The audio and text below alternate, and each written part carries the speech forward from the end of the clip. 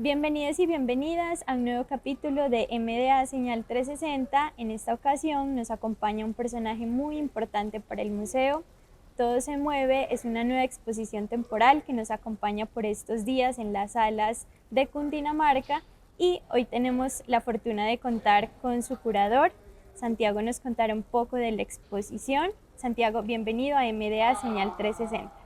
Muchas gracias, no, pues, súper agradecido y feliz de estar aquí, tanto en el museo como en el programa.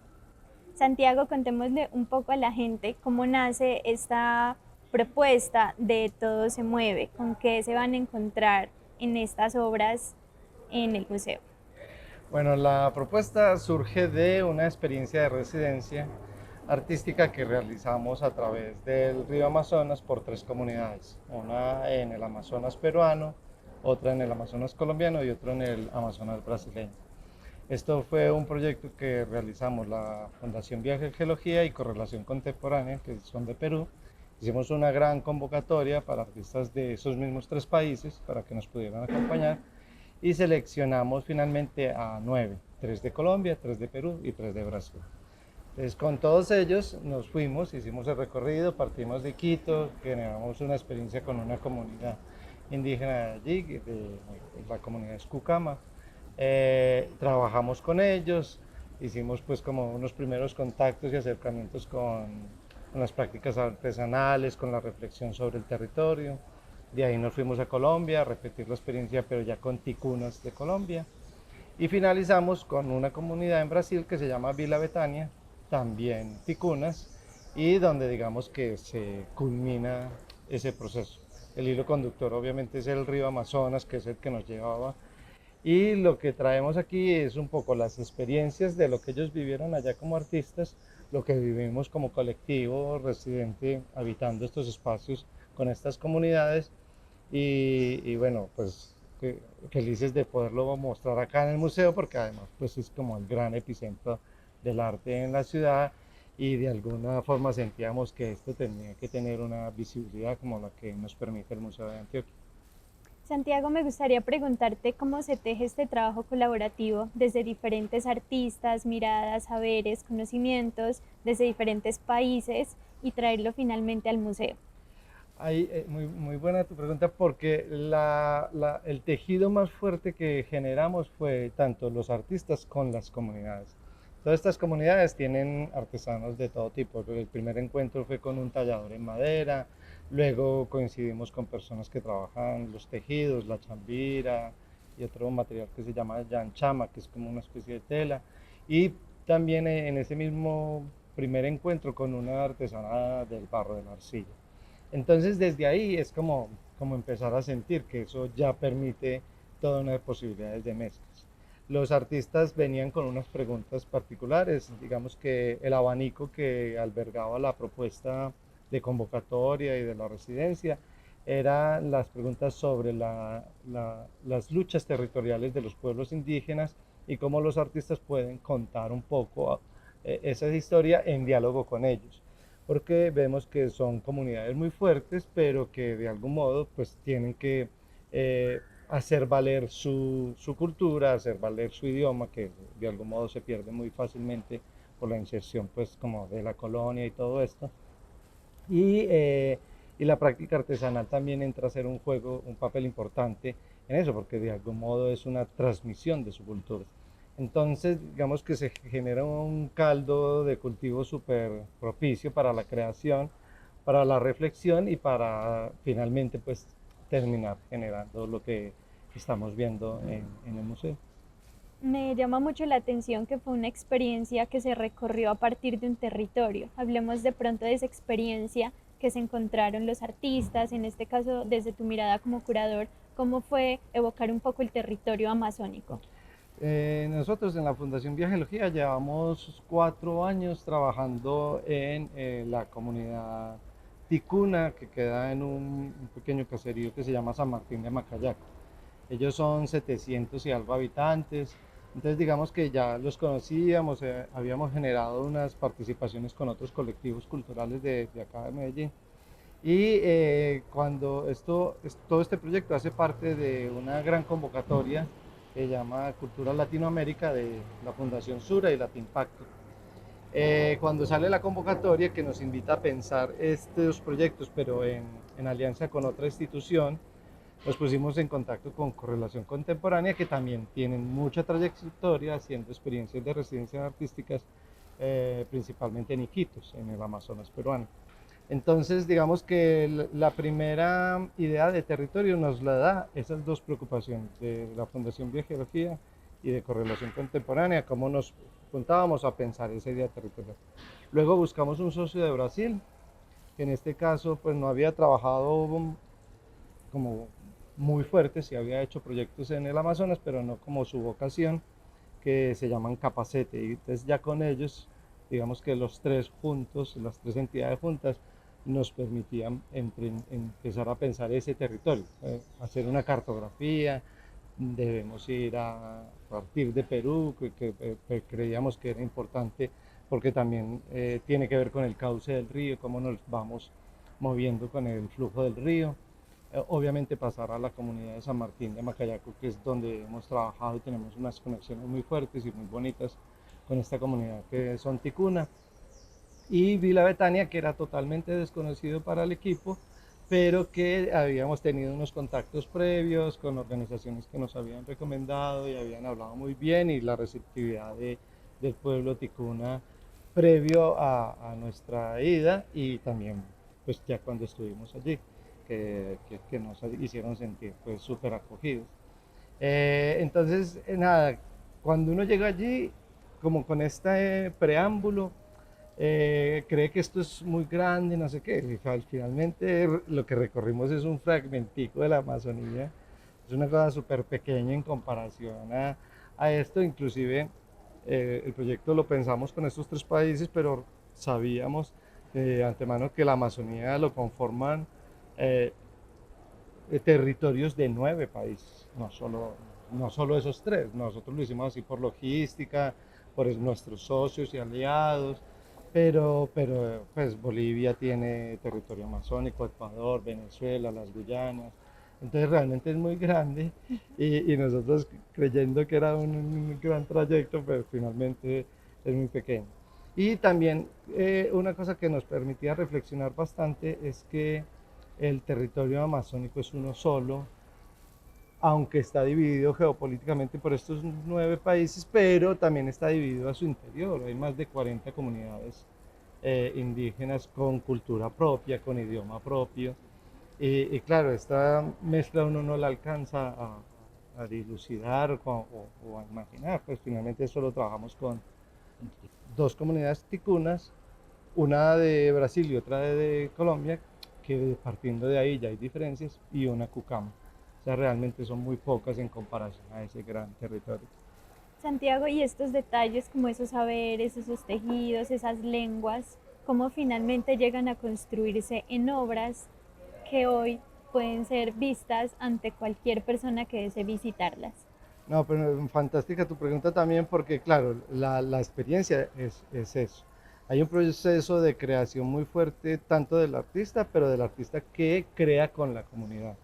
Entonces hay una obra en particular que reflexiona con relación al idioma, cómo es muy posible que los idiomas tienden a perderse, justamente porque las personas mayores solo hablan su lengua, pero los más jóvenes, muchos no hablan esa lengua, ya hablan el idioma oficial del país. Pues, las otras lenguas también son oficiales, pero la más numerosa, que es el español o el portugués.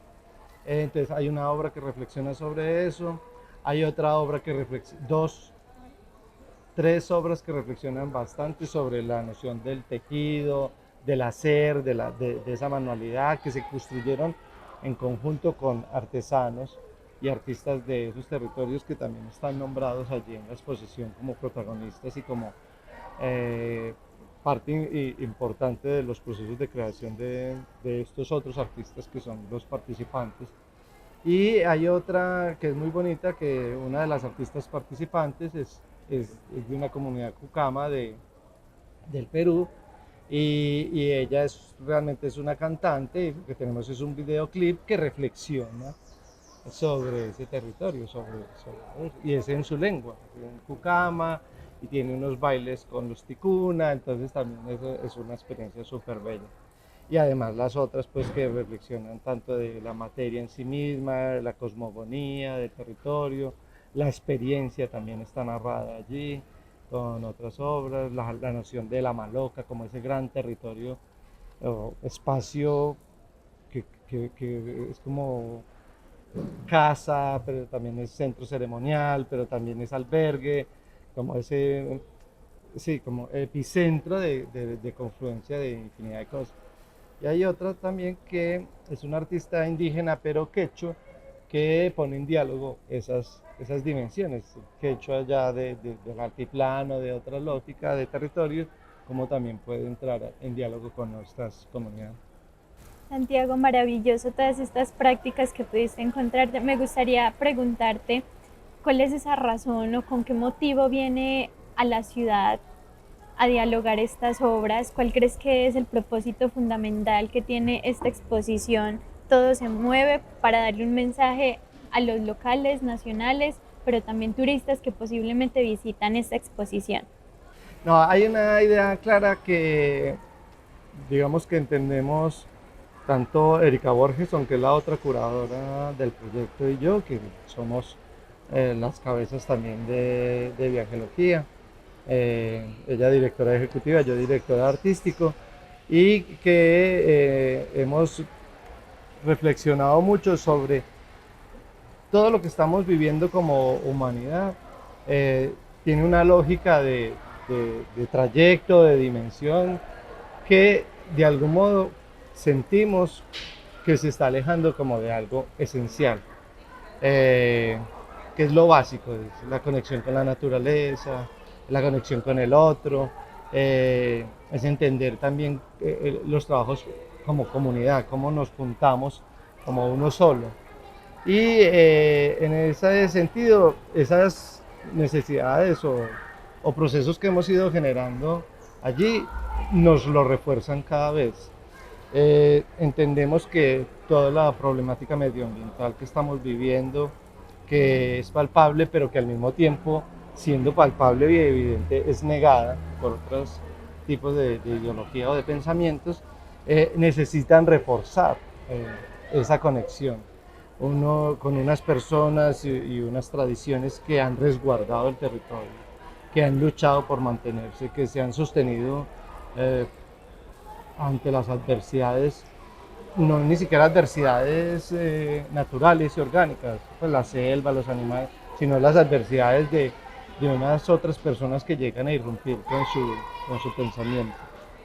Entonces, bueno, eso es como lo que pensamos que es necesario revisar esto, es necesario volvernos a conectar, tener ese contacto, tal vez físico, con esas materias y al mismo tiempo con esos pensamientos, esas lógicas de pensar su origen, de pensar su tiempo, que es muy bonito como dimensionan el tiempo también, y traerlo y reflexionar aquí con él.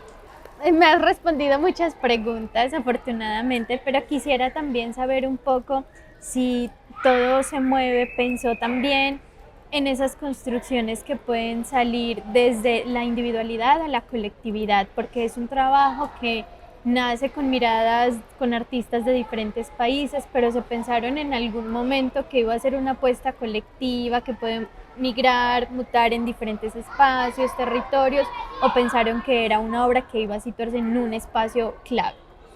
No, sí, sí, la invitación a los artistas era trabajar colectivamente, tanto ellos como grupo, que casi en algún momento lo logramos, pero claro, estamos en movimiento, son situaciones adversas porque el clima no es favorable, la alimentación no es favorable, bueno, las condiciones amazónicas pues te golpean, entonces al principio hay como ese fervor, vamos a crear juntos, pero luego el desarrollo, porque también hay intereses particulares, te empieza como a llevar en una línea. Entonces la invitación a los artistas era, trabajemos en conjunto, tanto nosotros como grupo, pero nosotros como grupo con los colectivos y comunidades que nos están recibiendo.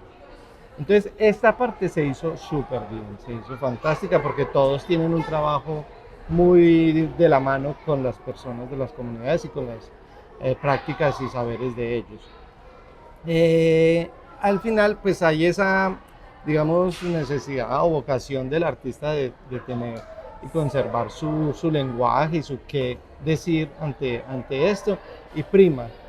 Pero el proyecto en general, que se llamó Residencia Cabomba, nos junta, nos pone hoy en el museo, mañana no sabemos dónde, queremos seguirlo rotando, obviamente. Nos interesaría que fuera a Perú, que fuera a Brasil también, como esos otros lugares a los que hemos tocado, en unas fronteras, en unos límites, pero donde hemos estado. Entonces, la invitación siempre fue el trabajo comunitario, y creo que se logra, y juntarnos ahora, que los artistas hayan venido también casi todos a participar de la inauguración, tiene que ver justamente también con eso, como de seguir dándole fuerza a un proyecto que en un momento duró un mes, pero que creemos que con sus obras durarán por muchos, muchos años. Sin duda alguna va a ser una apuesta para el futuro también y tocando un poco, digamos, como esas temáticas que hoy deberían ponerse en la agenda, un poco sobre también territorio, agenda ambiental, que deberíamos estar hablando. ¿Cuál crees que es el mayor reto que tiene estas obras hoy en un contexto que nos pide hablar de estos temas? Yo creo que las obras ya están como vinculadas a esas preocupaciones. Eh, las que te nombré ahora, pues que al final pues como que todas tienen esa esencia, se están haciendo preguntas muy fuertes sobre ese territorio, cómo ese territorio puede ser colonizado permanentemente, como el extractivismo, tanto de las materias primas como unos extractivismos culturales que podríamos afectar incluso nosotros mismos, se siguen dando.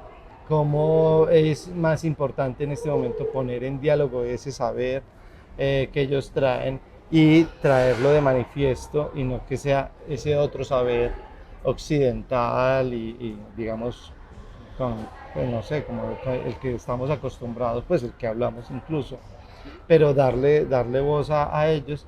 Y creo que ahí están obras que hablan desde la voz, estamos oyendo sus voces, estamos entendiendo su territorio, hay una noción cartográfica también muy fuerte, hay una cartografía del río, hay una cartografía de esos lugares que recorrimos, o sea, como que estamos trayendo obras que tienen en cuenta justamente ese límite tan frágil de la vulnerabilidad de estos territorios, no solo sus comunidades, sino su territorio, como ya lo sabemos, es supremamente afectado por el cambio climático, se vive mucho la deforestación allí, hay mucha extracción de minerales, el oro pues particularmente, eh, bueno, y todos los otros problemas, violencia, narcotráfico, todo cruza por allí, por el Amazonas. Entonces, traerlo es como poner en evidencia que lo estamos afectando y que hay que, como seres humanos, como sociedad, tenemos que cuidar. Y hasta ahora ellos solos lo han cuidado, y ahora debemos volcarnos nosotros y decirles, listo, usted ya lo cuidó hasta aquí, cuidémoslo en conjunto de ahora en adelante. Santiago, creo que sin duda ha sido un trabajo colectivo que has venido desarrollando con estas comunidades y de la mano de los artistas que emergen en estos territorios. Quisiera preguntarte como si en esos países hay alguna exposición que en estos momentos también hable sobre esta relación con el territorio, exposiciones que hayan tomado como de referencia para esta nueva muestra que viene hoy a Medellín a dialogar con estas dinámicas que ocurren en la ciudad. Pues particularmente incluso hay un boom de exposiciones reflexionando sobre el Amazonas. Este mismo año en España, en Barcelona, en el Centro de Cultura Contemporánea, CCCB, fue una exposición muy grande sobre los Amazonas. Paralelo a eso, Sebastián Salgado tuvo una exposición, el fotógrafo que murió este año, tuvo una exposición también sobre sus fotografías en el Amazonas en otro lugar de Barcelona. La Feria Arco, perdón, de Madrid tuvo un segmento reflexionando sobre el Amazonas con una curaduría de María Wills, que es una curadora colombiana. El Museo de Arte Moderno inauguró hace nada, una semana o dos, una muestra de la primera Bienal Amazónica. Ahora están en la segunda, pero la primera la están rotando y ahí está pues esto. En Madrid también estudiamos otra exposición curada por un pintor colombiano, Badawi creo que es el apellido, que no me acuerdo su nombre en este momento. Bueno, hay como un florecer o un entender que hay que mirar ahí. La Bienal de Venecia del año pasado también tuvo un segmento muy potente de obras que reflexionaban sobre el Amazonas con artistas indígenas amazónicos también. Entonces yo creo que hay como un gran movimiento mundial de reflexión sobre esto. Coincidimos, creo que es una coincidencia porque en un momento pues, va jalonando, pero lo que les digo, Correlación lleva años haciendo residencias allá, nosotros desde el 2021 empezamos nuestros proyectos en Amazonas, entonces son cosas que se van acumulando y van encontrando la luz casi que en el mismo momento, pero cada uno desde sus lógicas y desde sus prácticas. Perfecto, Santiago. Creo que podremos visitarla en estos días, la exposición. Quisiera que le extendamos a nuestra audiencia a que visiten estas obras, que se conecten con estos saberes ancestrales que muy seguramente ya los habrán recorrido, pero con otra finalidad. Esta vez desde el arte también invitamos a ver estos territorios y bueno, adelante para que invitemos a esta audiencia. Bueno, nada, invitarlos a la exposición Todo se mueve, que está en el Museo de Antioquia y creo que irá hasta la primera semana de octubre. Está participando 4 artistas de Perú, 3 de Brasil, 3 de Colombia, una de España, y creo que es una muy buena oportunidad para reflexionar sobre el Amazonas, las prácticas artesanales y sus saberes indígenas y ponerlas en contexto con nuestra realidad contemporánea.